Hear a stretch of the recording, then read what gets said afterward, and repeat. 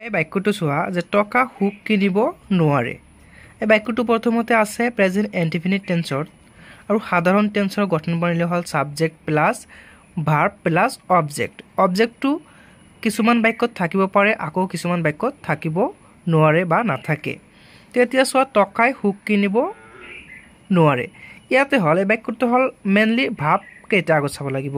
এটা হ'ল কিনিব অৰ্থাৎ কিনা, এইটো হ'ল এটা ভাৰ্ব, আনটো হ'ল নোৱাৰে বা টকাই সুখ কিনিব নোৱাৰে, এইটো হ'ল এটা পাৰা বা নোৱাৰা। পৰাৰ পৰা যি মানে কিবা টকাই সুখ কিনিব পাৰে বা নোৱাৰে, ইয়াৰ পৰা এইটো ভাব, নোৱাৰেটো এটা ভাৰ্ব। এতিয়া চোৱা যে সাবজেক্টটো কি দিয়া হৈছে, সাবজেক্টটো দিয়া হৈছে টকা, যাৰ বিষয়ত কোৱা হয় সেইটো হ'ল সাবজেক্ট। টকাৰ ইংলিছটো হ'ব মানি। মানি কি কৰিব নোৱাৰে, সুখ কিনিব নোৱাৰে। মানি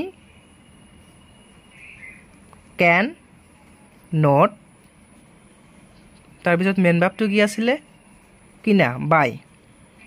বি স্পেলিংটো মিষ্টেক হৈছে, এইটো হ'ব B U Y, buy. Money can not buy, কি কিনিব নোৱাৰে, মানি কেন নট বাই, কি কিনিব নোৱাৰে, সুখ কিনিব নোৱাৰে। সুখৰ ইংলিছটো হ'ল হেপিনেছ। এতিয়া চোৱা মানি কেন নট বাই হেপিনেছ, তোমালোকে নিশ্চয় বুজিব পাৰিছা।